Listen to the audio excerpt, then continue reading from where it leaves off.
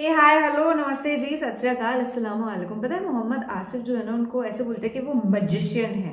उनके जैसा बॉलर आज तक कोई पैदा नहीं हुआ है पूरी हिस्ट्री में, मतलब इंडिया में, पाकिस्तान में, कहीं भी, इंटरनेशनली कहीं नहीं।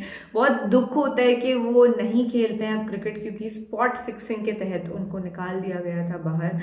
बट आई जस्ट होप कि यार ऐसे ना मोहम्मद आमिर हो गए और मोहम्मद आसिफ हो गए, इस तरीके के जो प्लेयर्स हैं उन्हें वापस बुलाया जाए। खैर मोहम्मद आसिफ की जो बहुत हिस्ट्री रही है, मैंने I have not seen him play, क्योंकि मैं तभी बहुत छोटी हुआ करती थी जब ये खेलते थे। एंड आज का video is totally for him, उन्हीं को डेडिकेटेड है। एक बार टाइटल रीड करूं, बहुत भयंकर होगा ये। The delivery that James Anderson learned from Mohammad Asif, how does it work? Let's start the reaction video to find it out. Okay, अपन शुरू करते हैं, पर उससे पहले अगर आपने मुझे इंस्टाग्राम पे फॉलो नहीं किया है तो follow, the link is given in the description. I hope you will love the comedy reels that I put there. वहाँ पे मैं मजाकिया रीलें बनाती हूँ, उधर क्रिकेट के वीडियो आते हैं, ये भी ऐसे फन में होते हैं। मोस्टली क्रिकेट के वीडियोस जो होते हैं ना, वो इंस्पिरेशनल साइड में होते हैं और अपन लोग देख के मोटिवेट होते हैं कुछ लाइफ में करने के लिए। मतलब मुझे तो भारी मोटिवेशन मिलती है क्रिकेट के एडिट्स देख के। आपके साथ भी ऐसा होता है क्या? कॉमेंट्स में बताओ। अस्सलाम वालेकुम नाजरीन, आप सियासत.pk देख रहे हैं। सोहराब बरकत आपसे मुखातिब है। उम्मीद है आप खैरियत से भी होंगे, खुश भी और महफूज भी। नाजरीन, पाकिस्तान ने गुज़श्ता 20 सालों में एक ऐसा फास्ट बॉलर प्रोड्यूस किया है जिसका क्रिकेटिंग कैरियर बहुत मुख्तसर रहा और बदकिस्मती से वो स्पॉट फिक्सिंग के नजर हो गया। लेकिन उसका मुख्तसर अरसा, मुख्तसर क्रिकेटिंग कैरियर का जो इम्पैक्ट है वो आज भी क्रिकेट की दुनिया में महसूस किया जाता है। और बहुत सारे बैट्समैन जो इस बॉलर की डिलीवरीज के ऊपर, वैरायटीज के ऊपर नाचते रहे, वो आज भी इस बॉलर को नहीं भूले। Mohammad Asif, a big loss to international cricket, को आज भी यानी 10-11 साल उनकी रिटायरमेंट को क्रिकेट से बाहर हुए, स्पॉट फिक्सिंग के नजर हुए उन्हें गुजर चुके हैं। लेकिन आज भी जब भी बेहतरीन बॉलर की, बेहतरीन डिलीवरी ऑफ द सेंचुरी की बात की जाती है तो मोहम्मद आसिफ का नाम आज भी सर फहरिस्त है। आसिफ, मैंने कभी भी इतना अच्छा न्यू बॉल बॉलर नहीं देखा। एक रिस्ट एक्शन से लेट इन स्विंग और लेट आउट स्विंग और इतना इजी एक्शन मैंने ऐसा कभी स्विंग बॉलर नहीं देखा। हालिया एक सीरीज जारी है इस वक्त और सीरीज एशेज की हो रही है। ऑस्ट्रेलिया और इंग्लैंड की दुनिया की बेहतरीन टेस्ट क्रिकेट सीरीज में से एक सीरीज इसे कंसिडर किया जाता है।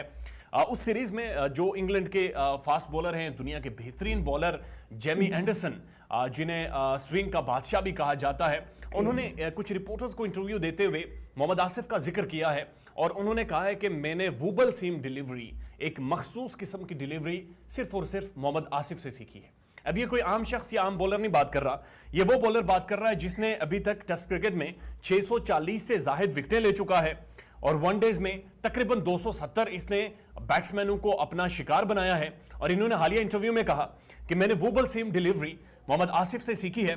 अब ये बहुत इंटरेस्टिंग है जानना इस डिलीवरी के बारे में।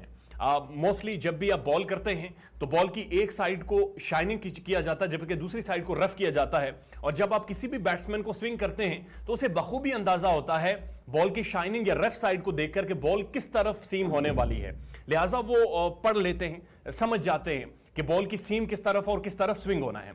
लेकिन वूबल सीम डिलीवरी, खासकर टेस्ट क्रिकेट में जब कोकाबुरा का बॉल हो, नया बॉल हो, शाइनिंग बॉल हो, तब ये सीम डिलीवरी का जो आर्ट है ये मोहम्मद आसिफ ने दुनिया को दिया है। और उसके बाद इसके बारे में जेम्स एंडरसन भी जिक्र कर रहे हैं कि उन्होंने भी सीखा।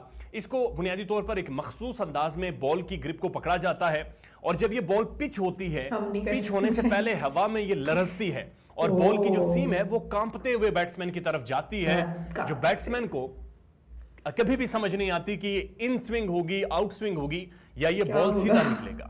ये आर्ट मोहम्मद आसिफ ने मुतारिफ करवाया था और इसके बारे में जेम्स एंडरसन कह रहे हैं कि 2010-11 जब हमने एशेज खेलना था और उससे पहले पाकिस्तान ने इंग्लैंड का टूर किया था, तो वो कहते हैं कि जो हमारे कोचेस थे उन्होंने एशेज के बारे में हमें हिदायत दे रखी थी कि एशेज में आपने चूंकि नई बॉल करनी है तो आपके पास सिर्फ एक स्विंग नहीं होना चाहिए, इन स्विंग या आउट स्विंग नहीं होना चाहिए, बल्कि आपके स्टॉक में और भी वैरायटीज होनी चाहिए, तभी जाकर आपका जो स्पेल है वो कारआमद हो सकता है। तो वो कह रहे हैं कि उससे पहले चूंकि आसिफ को मैंने ये बॉल्स करते हुए देखा था तो मैंने उस समर में मोहम्मद आसिफ से पूछकर, बुनियादी तौर पर मोहम्मद आसिफ की वीडियोस देखकर उन्होंने वो वोबल सीम करना बॉल को सीखा है और उन्होंने वाज़ेह तौर पर इस स्विंग का क्रेडिट मोहम्मद आसिफ को दिया। अब ये बात सिर्फ जेम्स एंडरसन नहीं कर रहे, बल्कि हाशिम आमला ने भी एक इंटरव्यू दिया है। हाशिम आमला साउथ अफ्रीका के ओपनर और टेस्ट क्रिकेट में एक वॉल समझे जाने वाले एक तगड़ा डिफेंस हाशिम आमला का है। उनका कहना है कि मोहम्मद आसिफ बहुत बस था, वो बहुत तेज नहीं भागता था, लेकिन उसकी accuracy, his accuracy was phenomenal. जब उसकी बॉल पहली स्टंप पर गिरती थी तो मुझे नहीं पता होता था कि वो निप इन करेगी या निप आउट करेगी। वो हकीकी मानों में आपके डिफेंस को चेक करता था। He tested your defence really to the maximum.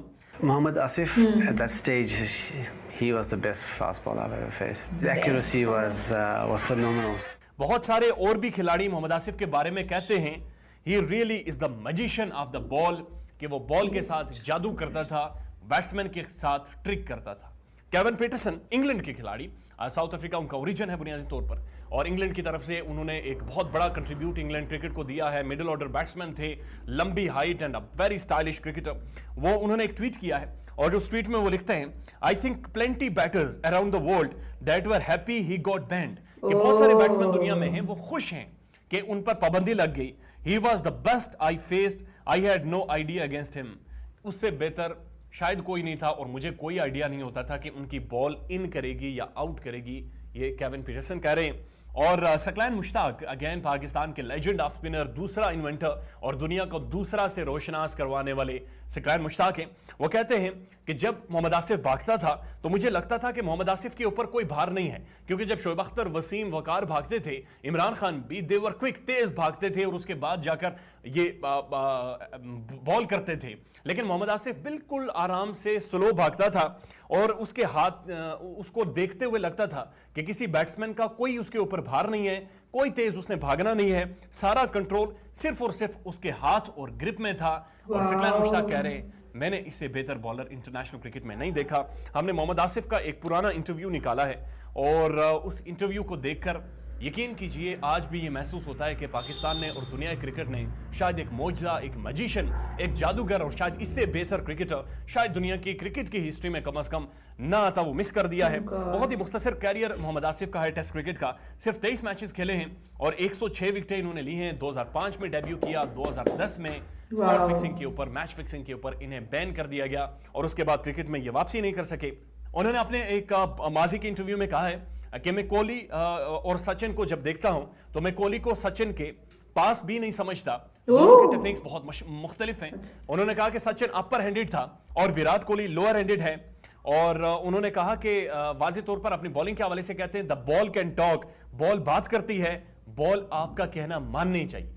यानी उन्होंने इस इंटरव्यू में वाज़ेह तौर पर कहा कि बॉल मेरा कहना मानती थी, मैं जो भी बॉल को कहता था वो सुनती थी। एक्चुअली कोहली है, वो ही मैंने आपको पहले ही हम लोग डिस्कस करे, कोहली है बॉटम हैंड प्लेयर है। एक्चुअली वो फिटनेस की वजह से अच्छा चल रहा है, जो कि उसकी साथ दे रही है।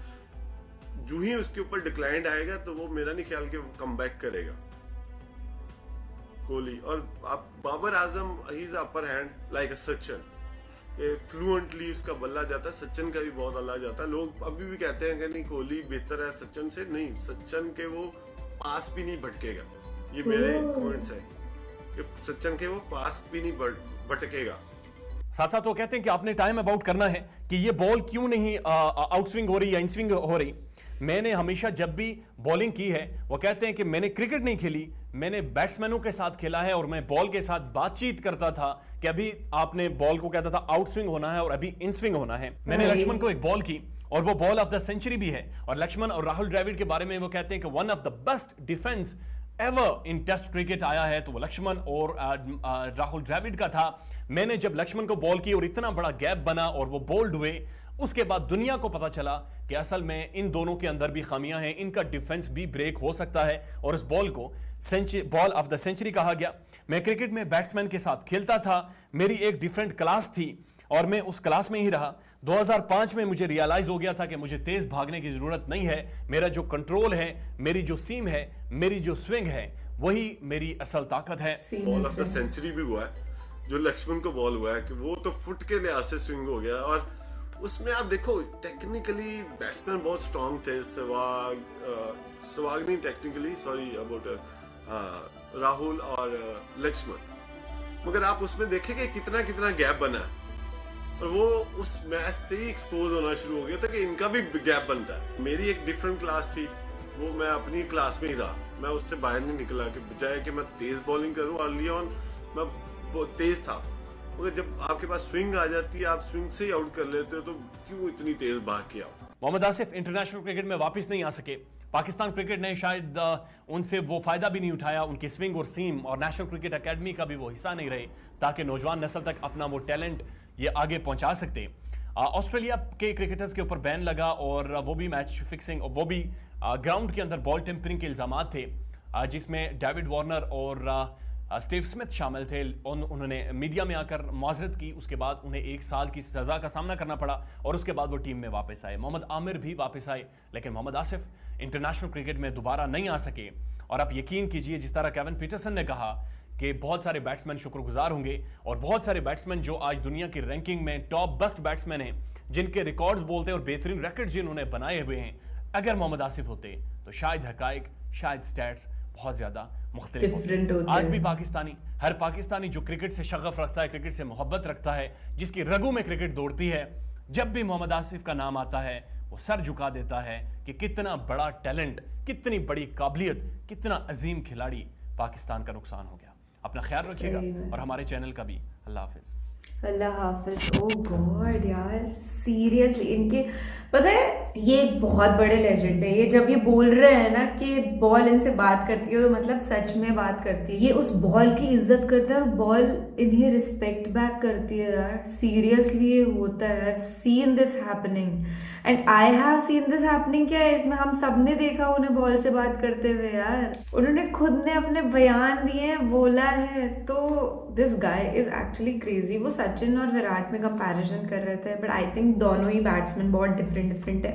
और ये भी है कि अगर ये खेल रहे होते ना तो जितने भी स्टैट्स है ना कि who is the best batsman in the world, वो सब चेंज हो चुके होते क्योंकि इनके सामने कांटेक्ट पाया है यार। आई पर्सनली थिंक कि पाकिस्तान के जो बॉलर्स है ना वो कुछ ज्यादा ही भयंकर है। जैसे कि मोहम्मद आमिर, शोहेब अख्तर हो गए, मोहम्मद आसिफ हो गए। मतलब वहां पे एक अलग ही ट्रेडिशनली बहुत हाई पेस एंड बहुत तगड़ा वाला वो है यार।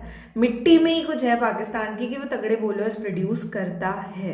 एंड नोइंग द फैक्ट कि अब वो हमारे साथ नहीं खेलते हैं, बहुत बुरा लगता है इसको देख करके। क्योंकि सोचो जितने भी इंटरनेशनल मैचेस हुए हैं उनके जाने के बाद, टीम से निकलने के बाद, स्पॉट फिक्सिंग में पकड़े जाने के बाद, उनका कितना डिफरेंट वो होता ना रिजल्ट अगर ये खेल रहे होते तो, है ना। पर यही है यार, सबकी किस्मत अलग अलग होती है और मेहनत उन्होंने भी बहुत करी अपने करियर को बनाने में। और बेशक बहुत तगड़ा करियर उनका रहा है, वो हमेशा याद रखे जाएंगे। He is Amar.